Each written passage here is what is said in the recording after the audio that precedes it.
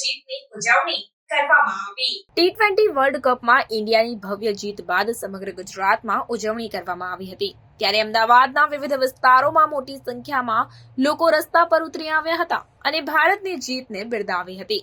શહેરના સિંધુ ભવન, પકવાન 4 રસ્તા, Thaltej, SG highway, Chandkheda, Raipur દરવાજા, મણિનગર, નરોડા સહિતના વિસ્તારોમાં મોટી સંખ્યામાં લોકો દ્વારા ભારતની જીતની ઉજવણી કરવામાં આવી હતી।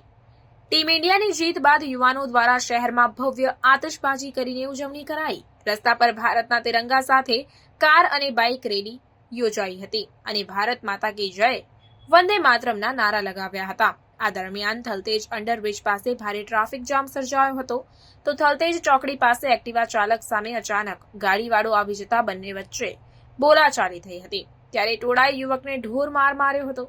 અમદાવાદીઓએ મોડી રાત સુધી ટી20 વર્લ્ડ કપમાં ભારતની જીતની ભવ્ય ઉજવણી કરી હતી।